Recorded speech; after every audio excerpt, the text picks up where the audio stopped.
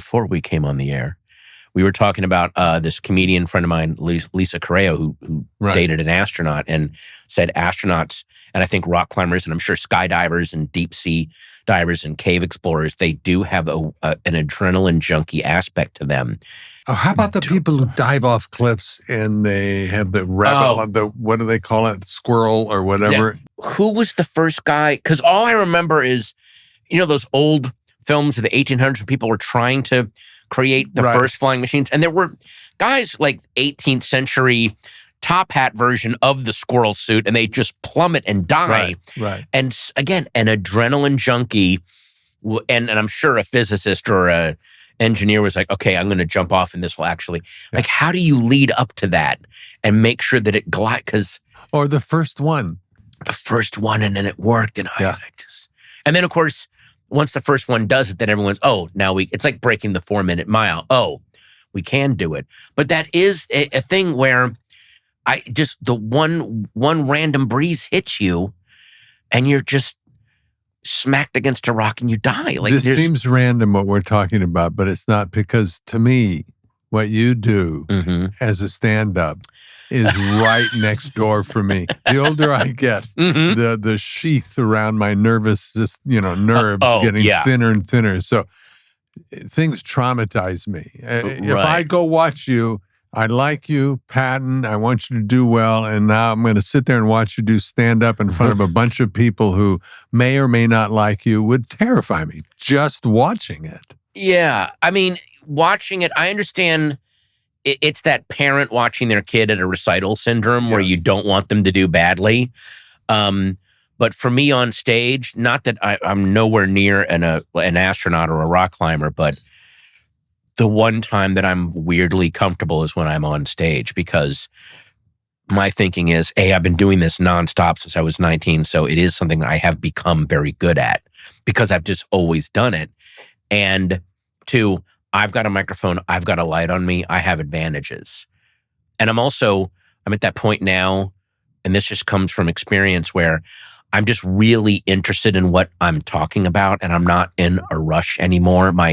I've noticed my pacing now as a stand-up. When I watch my earlier specials, you can see kind of this frantic, like, let's get this show cooking. And now I'm just way more patient. Like, okay, I know where I can walk them to a surprise laugh rather than give them a laugh every single second. Right. You know what I mean? So but that just comes with doing it over and over and over. I'm sure, like, No, there's no comparison. If you're trying to look over here and... Well, hang on. I will argue that there was stuff that you did on Damages where up to that point, you had been Ted Danson. You were on a very successful sitcom. You were very, set up, punchline, laugh, laugh, laugh. You were in movies and stuff. And then this was like the dawn of the like these basic cable dramas like The Shield and Damages that were really doing cinema type stuff, but on TV. Right. And there were very, very laid back, quiet things that you would do that I don't think a younger actor would have done.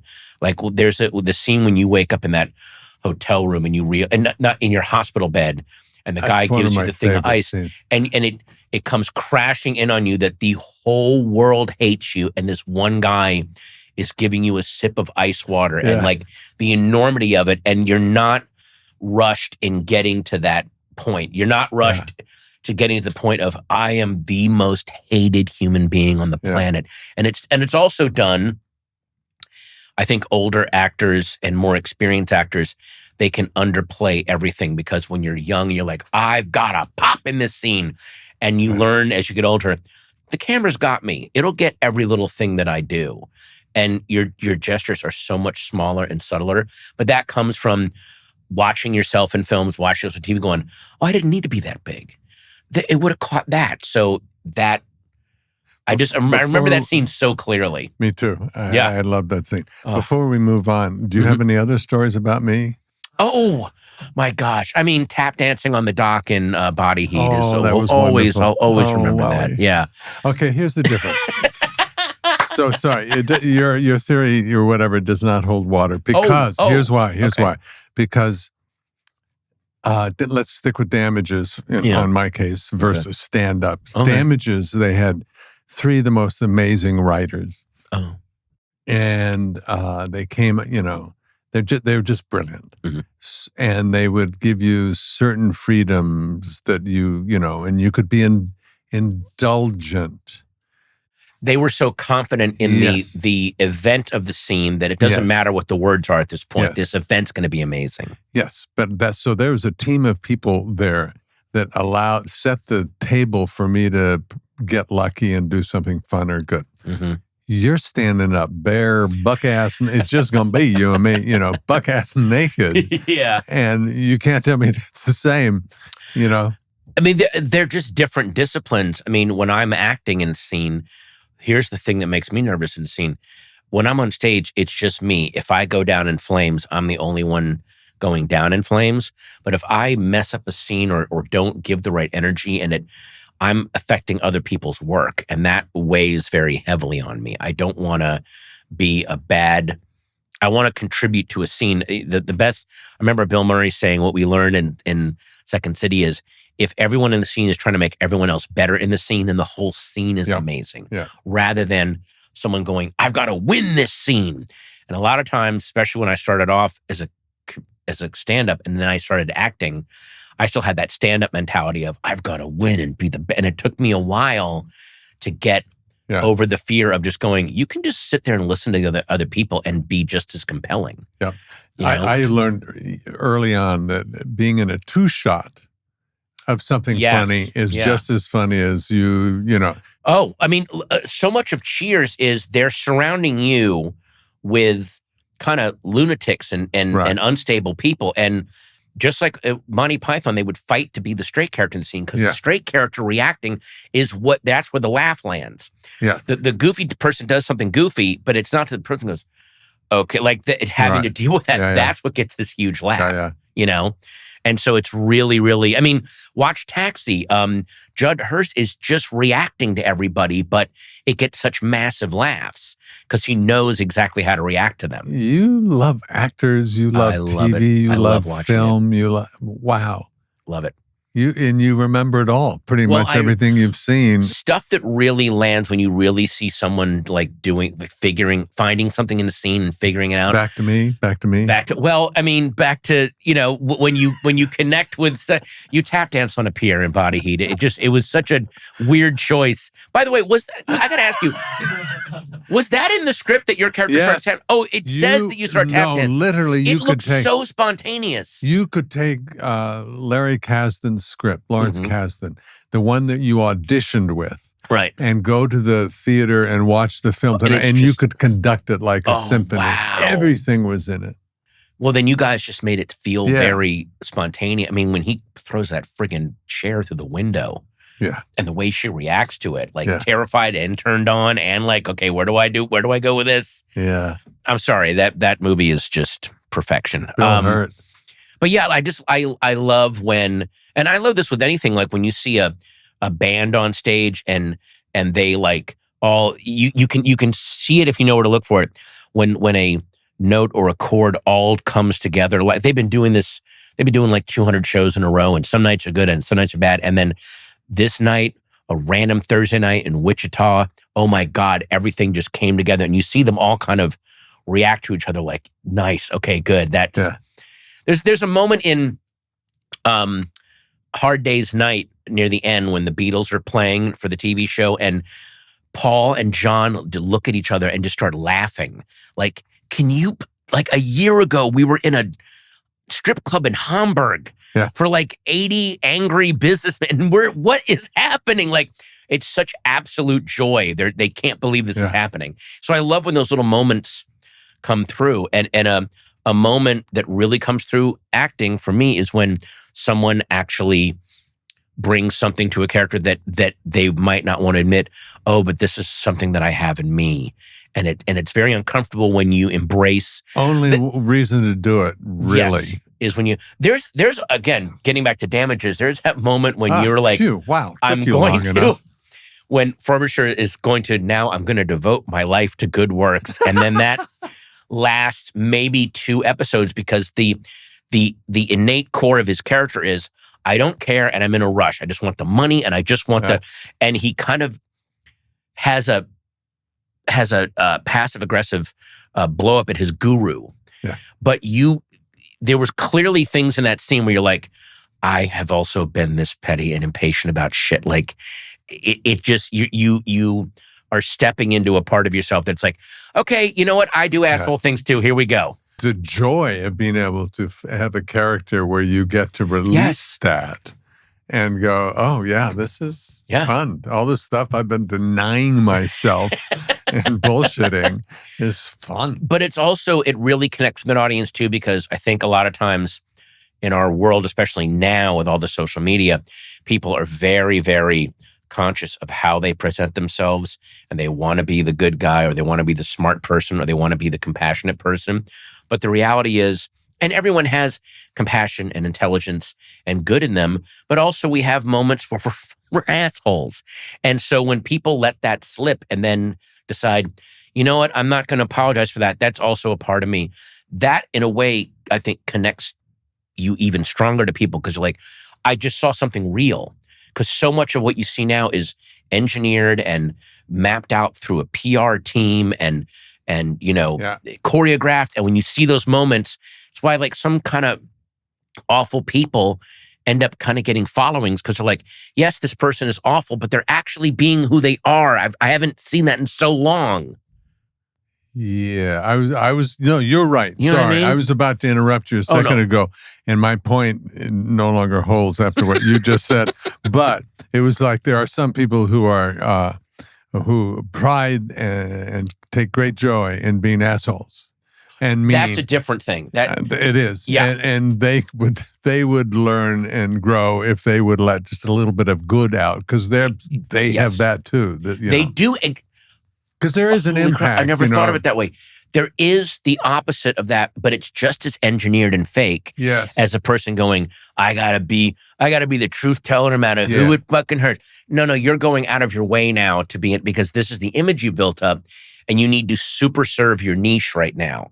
I'm talking about it should go both ways. I like it when, you know what's really weird? Whenever like a president slips and like curses or does something, like President Bush was talking about the Mideast. This was years ago. He's like, if they would just stop doing this shit. Like he had this moment and they're like, oh, this hot mic moment. I'm like, that actually made him seem a little more human to me. I'm not even a fan of his, but like I could see someone getting that frustrated, you know? Yeah. So when you're just honest about, not all my days are good days, and I do shitty things sometimes, or I just lose my temper, or I'm petty, or that's another thing too, is a lot of comedians, when I see them interacting with other comedians, especially on podcasts, and I know this is part of insecurity, and I understand that I'm not criticizing it, but there's a lot of not laughing at other people's stuff. Like I've got to be the alpha here, and I've never understood, like, you're a comedian, you get to hang out with other comedians, laugh like a fucking loon when they say something funny. You get to hear people making up jokes in front of you. You know who's great at that? Larry David. Oh, he loves. Larry will ruin take after take because you've made him laugh. He's so generous with his laugh. We did a scene on the show. It was a dinner scene, so I'm there, and Richard Kind is there. And spectacular actor, but also deadly in the scene because he could destroy everyone. And he'll go after you too to make you break. He'll do two things. He'll go after you, and then also he'll ruin a scene without realizing he's ruining it, because the most normal shit he says is hilarious. Yeah. So he had to start off by saying, and now I'm laughing just thinking about it. He just said, I was at the bookstore. But the way he said, he was like, I was at the bookstore. And Larry could not, I think we did like 5 takes just to get that line without Larry laughing. And then knowing Larry was going to laugh, the rest of the table, Susie, me, Jeff, Vince Vaughn, like we couldn't, like he's going to say it and we're all going to lose it now. And all he was saying was, I was at the bookstore, and he about to tell a story about it. But just the way he said I was at the bookstore was the funniest thing we'd ever heard. Okay, I love this conversation because I have this, for me, this confidence of knowing where I want to go, and then you just take off. But here I want to go back to stand-up. Okay. I heard you tell someone in some other podcast, books, writing, movies, TV, all of it's just to keep my celebrity high enough that I can go out and do stand-up and draw a crowd. Yeah. I love acting in things. Oh, go ahead. I just cut you off. Why stand-up? Why? And here's where I would love it for you to go with. Mm-hmm. What is that? Do you feel a responsibility in this day and age to put something, whatever it is, I don't mean sanctimonious, but something out into the world that is a good thing for the world? And if so, is stand-up a place for that? Or can you go with that? I do have a problem I do have a thing where sometimes I am very sanctimonious and am very self-righteous, and I got to check myself. And like, it's the faux Christ thing. Like, I want to be seen doing the good thing, but at the end of the day, it's that I think the best thing that stand-up does is it reminds people you are not alone in your confusion and your exasperation and your and feelings of ineffectiveness and embarrassment. We are all, everyone, no matter how amazing they may seem or how together, because when I do stand-up, I've got to talk for an hour. Well, if I only have to talk for an hour, I can come off pretty wise and sage. But what I remind them during my hour is, if you were to hang out with me all day, you would see me doing the dumbest shit, like to the point where you'd want to maybe call in a wellness check, like the stuff that I do. Right. And then people go, yeah, I do that too. That's how we all struggle through things. Right. And you hope the good stuff gets remembered. You hope that the good things you do or the smart things you do get remembered. But also, you've got to wink at the stupid shit you do. You've got to wink at the mistakes because you're going to make them. So that's, and I'm not trying to, I'm getting really, really disturbed lately about how suddenly comedians are the truth tellers. They're the philosophers. They're the ones who are actually giving us the truth. And then, no, the news media, the philosophers should be giving us the truth. The comedians should be the ones opening the pressure valves so we all don't go insane. But because we are in this weird post-truth, almost feudal society again, we're back to, but the jesters are the ones pointing out that the king is fat. Yeah, but the king stays on the throne and is sending your kids off to war to die. That's not, like, there should be people calling him out and holding him to account. Saying that the comedians are doing that is basically saying, well, there's nothing we can do to stop the king. But hey, the comedians can point out that he's goofy looking. That's good, right? Like, to me, when comedians become the truth tellers and the philosophers, it means that the truth tellers and the philosophers are failing. And that's really scary to me. You know what I'm saying? No, that's a brilliant fucking riff. That was really... Well, just... No, it was. It's true. I wish that was a riff. That's something I've been stewing about for a few months now. But it's true. It's an accurate description of where we are. Yeah, exactly. There used to be like, because you could have wacky comedy or a fun action movie because you felt like, well, but the people in charge are preventing this kind of insanity from happening. That's why I can enjoy it vicariously. And now when you watch it, it's like, oh, this is the people and these fools that I used to watch in comedies, these bad, clumsy presidents or goofy doctors or, charlatans that are running things. Like, I love Ghostbusters, but there's it is kind of odd watching Bill Murray's character now and going, well, charlatans like him are actually in charge. Like, he was in the movie to show, hey, maybe don't let a charlatan like this have a nuclear reactor strapped to his back. And now we're letting that person in real life. So it's not so escapey anymore. Right. It just feels a little weird. It's the same thing. Okay. When Oliver Stone and Michael Douglas did Wall Street, and they worked up the Gordon Gekko character, they worked that character up like, let's make the most evil character we can conceive, and then he turns out to be a hero to a whole generation of people. That's terrifying. Yeah. That must have been so like, no, we were doing that to go, don't live your life this way. And everyone's like, yes, that's me. Yeah. I want to do that. Yeah. Like, but a lot of times your creation gets away from you, and then it becomes a hostage to the bigger times you're living in, and you can't control it anymore. So I'm going to keep defiantly trying to say, hey, people, get over yourselves. We're not this. And anyone who thinks that like their deity has come to find them, to choose them, to lead people is terrifying. Yep. I'm like, no one's searching for you. Do your best while you're here.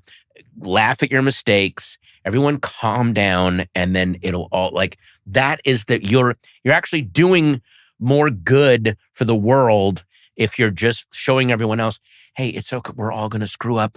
You're forgiven. Let's keep moving forward. Can we do a little parentheses here for a second with atheist? I've never heard you talk about it, so I don't know. Yeah, you know why? Because I'm not one of these. There's a lot of atheists out there that are no different than evangelicals. They are just as ready to pounce and try to own people in a conversation. I'm just like, I think religion itself is kind of beautiful. It was a way for people to try to explain the darkness and the unknown and the things that are terrifying. Now, just like anything, sometimes it falls into the wrong hands. Becomes a business. Yeah, it becomes a business. But the regular lay person that's just like, I believe there's a thing in the sky, and maybe if I'm nice to people, that I'll move on. It's all just a metaphor for our own. I just think the story of like Jesus and the crucifixion and the resurrection is just a metaphor for our own creativity and our own psyches. Which one do you free? Do you free Jesus? Do you free Barabbas? Which one do you become? And it's just all of us just trying to, it's just myth. Yeah, it's myth. And the same myth gets told in all the different cultures, which means we do clearly come from some kind of common psychological creative source, and we're all trying to work out the same thing. But a lot of times it becomes profitable for someone to go, well, no, we're just a little bit better than them. Yeah. And then it's hard to give up that power once you grasp it for yourself. Yeah.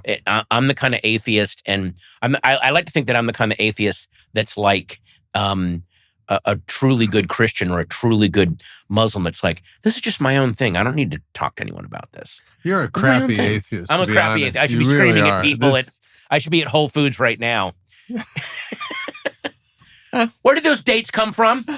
Where were they sourced? A bad atheist. I'm just like, I don't care what any churches I visit. You ever go into like some of the classic churches? They're gorgeous. They're gorgeous to go sit in. And sometimes you ever go to the worship area in an airport? I haven't. I've walked by them. They're so quiet and peaceful. Yeah. It's the best. So your dad, yeah, Vietnam, yeah, hardcore experiences in Vietnam, from what I've listened to you talk about it. Yeah. Did he expose you? Did your parents expose you to a faith-based anything?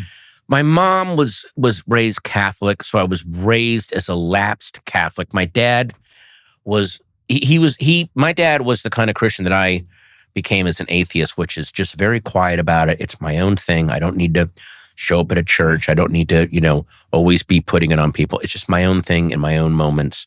He was weirdly one of the more godly people I've ever known and never went to church. My mom started taking my brother and I to a Catholic church near us. Yeah. We were teens and he never went. He's like, it's just not my thing, Carla. And I'm not saying you shouldn't go. Absolutely, you should go, but it's just not my thing. Yeah. And we went, but I was a teenager. Like, she waited too long, and I had just read too much, and I saw too much weirdness going on there was just too many things that didn't really click for me at that point. And I was very much, kind of egotistical and like, I'll figure out my own system and whatever. So it was just too late. But I had we went to St. Catherine of Siena in Northern Virginia, which is where that spy Robert Hansen would go. The guy who, I think he's in Supermax in Colorado now. And apparently he was like crazy Catholic, like in the Opus Dei or something. And he apparently would report families for not dressing nice enough to his liking for Sunday service. And I think ours was one of the families he reported, because I would, fight with my mom in the morning, like, I'm just going to wear my Spider-Man t-shirt. And she's like, no, honey, can we just put on a suit? No. So I feel like I was reported by Robert Hansen for Mrs. Oswalt had her son had a T-shirt on, and I think that's very disrespectful. So, but yeah, it was just, I don't know. It was that kind of. It was just too late for me to latch onto. And who knows? I'm not one of these people that's like, for all I know, when I turn 70, I will have some awakening. Don't make that sound so fucking weird. I'm telling you, that's not weird at all. That happens all the time. Okay, so this is kind of a political science conversation. Or it's a get ready for laughs. No. This is the opposite. Oh, okay. So we're in LA. Uh-huh. There's a lot of suffering and sadness and fear in LA right now. I don't mean the fires and the strikes and the COVID and all of that has hit this town, but I'm talking about immigration, the sadness and fear that you see on the streets. And and I'm sitting here talking about it. I'm not doing, and I'm not sure what that doing is. I felt the exact same way. I know what you're saying. Like, what am I doing? Why am I not doing anything? You know, I contribute to action funds that try to provide legal assistance, money stuff.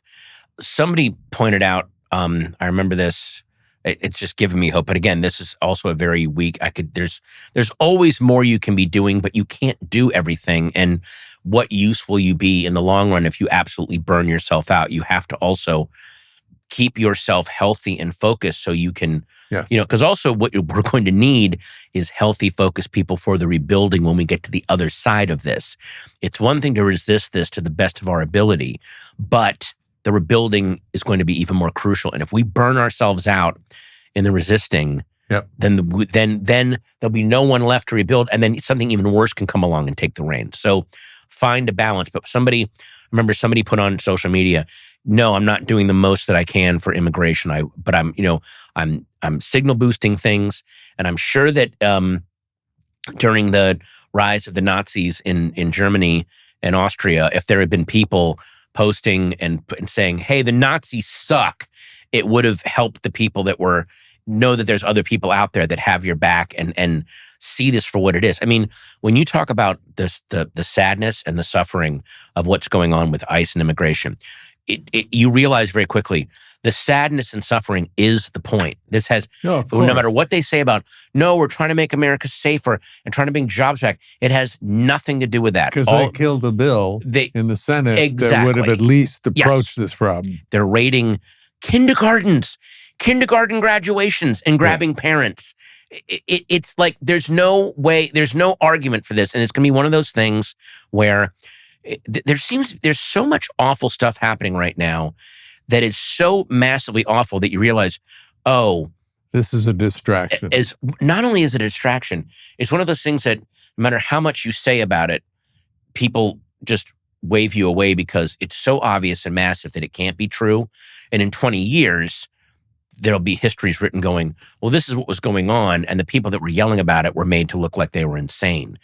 Like we can't point out what's happening right in front of us because it's so massive and so comical. They are one of the scariest things that a lot of these fascists are doing is they're usurping comedy. They're using we're just goofballs. Come on, it's a joke, which is a big thing that authoritarians and fascists do. You make yourself so ridiculous that if you point it out, suddenly you're the scold in the Animal House Caddyshack movie that's just trying to spoil the good time, and you look like the nerd. Again, that's a tactic. So all this for these ICE agents with their fucking masks and their stupid, ordered off of Amazon body armor, it's just fucking fun and games for them. And you're the one ruining a good time for these assholes. And they just want everybody terrified and thinking twice. But like you said, while they roll in the really big machinery that you don't, that then once that's in, it's too late to do anything about it. Because you were yelling about how badly they were. And again, I'm not saying that we shouldn't be also focusing on this, the violence against gay people, trans people, people of color, immigrants. Yes, all of that should be pushed against, but there are big, gray, not as exciting evil things rolling in behind us that are so hard to articulate. And then once that gets in, there's no going back. It's like the savings and loan crisis. Everyone's like, oh my God, it all just happened in the background. No. It was reported every day in the financial sections, but it's so boring. It's hard to follow it. It's why someone like Michael Lewis is so essential to go, no, this is what is happening. I'm trying to spell it out in a way that you'll understand, but they're counting on it being so boring, and it's all numbers, and it's all that you'll pay attention to the other stuff, which is just as awful. That's true. But that's the game plan.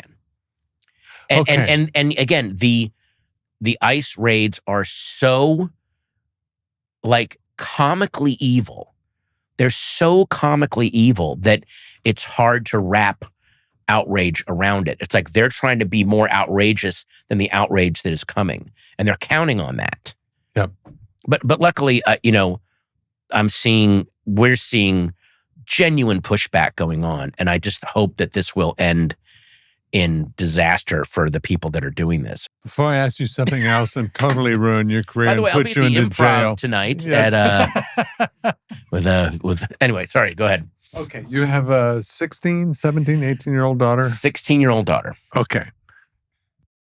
So everything that you say, I feel like I see too. I don't know if I'm as eloquent as you are. I'm not. But you then have to turn, my grandkids are younger, 13 and down. Mm-hmm. If you say, if I were to talk to them about things, and I'm not saying this is what you did. Okay. I want to turn the corner into hope is where I'm going. Yes. Because you can't turn to your children and say things are hopeless. No. This has gone so far that it's hopeless. Climate change is gone so far that it's hopeless. You can't do that. You can say it's severe and we're going to have to da-da-da-da. Mm-hmm. So how do you turn that corner in your brain for yourself so you can pass it on to your daughter? I just reminded there's always new Marvel movies coming out. That's interesting that you bring that up, because there has been, and I see this among her friends too, and again, I absolutely don't blame them for this. They have grown up. Think of 16 and 15 and 17-year-olds right now. Think of what they've grown up watching right when the doors of perception kind of opened for them when they were in 10 or 11, and they saw adults acting like children. There's nothing scarier for kids than when you see the adults in charge are not helping you, or just saying there's nothing I can do, or they're acting like other mean kids. When you're at school and a kid is mean to another kid, the teachers step in and go, hey, you apologize. We don't be mean to each other here. And then you see an adult standing in front of the presidential seal saying the same mean things that you saw a 10-year-old saying, and he doesn't get in trouble. That really can shake up your world. And I think we're going to see the effects of this in another 10 years, how we showed these kids that there was no one in charge. And there's a piece of footage. I'm going to get home. There was a piece of footage the other day, and it's a little kid, and I think her dad ran like a taco stand or like a food stand. Dad was immigrant running a food stand, and ICE came and, I think grabbed her dad or like wrecked the food stand. They do. I don't know what ICE had come in. These fucking thugs, these just fucking Proud Boy idiots came in, wrecked the stand, and then this little girl is talking to a policeman, and she's like, "What? When they were wrecking my dad's stand, and why don't you help us? Like, why didn't you?" And asking, like, she wasn't acting like saying it in a political way, like, I was taught when I was a little kid, the police are here to help you. So I just watched them do nothing while they wrecked my dad's. My dad wasn't hurting anybody. Mean guys in masks came, like villains came, wreck this. And now I'm asking you, why don't you do anything? And the guy's like, I don't know. There's nothing I can do. And I just keep thinking of that footage, like that little kid is going to grow up believing in nothing. No one is coming to help. No one is there to, like, we're taking away the innocent years that you kind of need to remember as you get older and realize how cynical and dark things are. And there's going to be people going, I didn't even have that when I was 5. When I was 5, I knew there was no one there for us. Like, what kind of adult does that produce? And what kind of kids do they raise? we don't see the long-term effects of this. They just threw a kid into alligator Alcatraz. There's a little kid right now in a bunch of cages with adults, with guards making jokes about feeding them to alligators. That's one of the core memories this little kid is having right now. And I always remember, like, we always go, where do these terrorists come from? I think the terrorists come from the innocent people that we throw in cages that then are forged in that environment and then come out of the cage going, well, I don't need to believe in any of this. I don't need to believe in any of this. I can take it all down because they showed me there's nothing to trust in. And we don't see that you need to pay that trust and comfort and charity forward, and we're just not doing it right now. Because right now, cruelty is currency, and it's cool to be cruel. And it's the new currency is how little feeling can I show? How cynical and ironic and postmodern can I be about the most awful stuff on the planet? And if you stop and get angry about it, they're just like, oh, look at the normie all, messed up about things. We're beyond that now. We're past the, you got to be tougher, man. It's like, I don't want to be tougher. If it means I'm a big fucking dork, then I don't want to be tougher. Because then, I don't know. It's like Clive James. I remember there's a quote of his. I'm not going to get this exactly right, but he's like, one of the project of the Nazis was, even if you survived in their world, it was a world that wouldn't be worth living in. Like they were creating a world that even if you survived their methods of torture or their extermination machine, you would not want to live in it. So in other words, they were making the sensitive and the caring and the artistic and the searchers and the people that really wanted to make the world better, just make them self-cancel themselves because they're like, well, I can't live in this world. Look at the world they're creating. And I'm seeing this world that's being created. If I was a teenager, I would question whether I wanted to live in that world. Watching adults act like bullies on a playground, middle school bully shit coming out of the mouth of a 73-year-old on TV, and it's a person in authority, and everyone just goes, well, he says it like he means it, man. What are you going to do? That would be terrifying if I was a little kid. Terrifying. Anyway, so I'll be at the Comedy Store tonight. It's 8:30 show, and also the Improv, so come on by. A lot of laughs. You make a lousy atheist. I know, I'm a really lousy atheist. I'm sorry. Hey, I would like a lot of these Christians to start acting like Christians. That'd be an amazing world. If they actually followed the teachings in the Bible, this world would be incredible.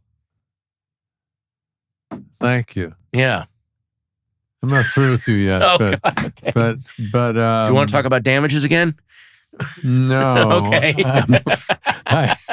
No, that would be highly embarrassing. I can literally see his head like, I don't want him visiting me in Ojai next month. Oh my God, I do not want him. I do. I do. Bum me out. You're, I'm kind of speechless. I really appreciate what you just said. I am, it was very eloquent and real and honest. I don't know if we addressed hope. Oh God, I never even got to hope. I mean, here, okay, I will give you some hope. And also not naive. I mean, but I do think you need hope. Here's the hope that I'm seeing. There does seem to be a pushback now, as there always is. The new generation rejects whatever the old generation is doing, and there especially seems to be a rejection to being terminally online and being terminally meme driven and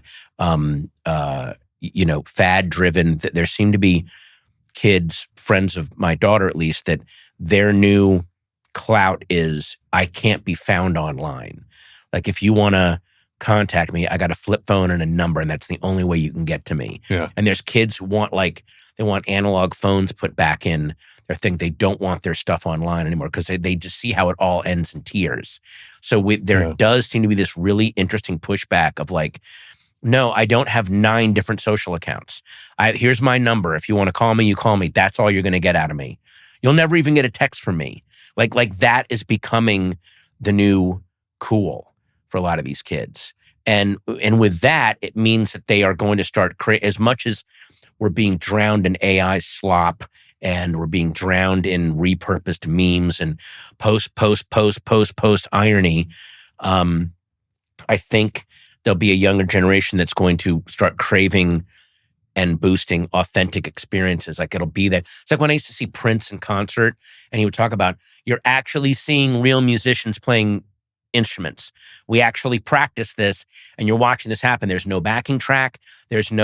We are actually playing this. That's what you're seeing. And it did seem at the time like, well, I mean, but no, that actually really, really mattered to him. Yeah. And it made those shows special. And I think that is, he's one of those people that's why he just keeps perpetually being beloved by new generations, because as good as you can make AI, as good as you can make virtual reality, and it's not going anywhere. It's not like it's going to die, but you'll never get rid of people craving a authentic experience. Real contact. You'll just never never be able to get rid of that. Yeah. Never. As much as, what was that when they were John Ford was shooting some movie and they got on location and there was a massive sandstorm, like blinding, and they're like, we can't get any footage, and he goes, we can shoot the most interesting thing you can film. We can film a human face. People will always stop short to look at a human face. It's how we communicate, and that's what he did. So like that encapsulates what. Yes, we're going to have to go down this road of AI and all this online stuff, but there's going to be a massive pushback against it, which is a generation going, I just want the authentic stuff. Yeah. I don't need 9,000 sensations. I can just sit and eat a sandwich without having my phone on. I can actually just eat and just think for a little bit, and like that. You'll see more and more of that, rather than this. Which, by the way, you know what that is? Me. That's me. Like I'm just now realizing, put your fucking phone down when you eat. Do you need every hole having stuff going into it? Like, what the fuck are you doing? Or I'm embarrassed that I sit down and my phone's in my back pocket, so it's uncomfortable. But I put this computer on next to my napkin and my forks. Yeah.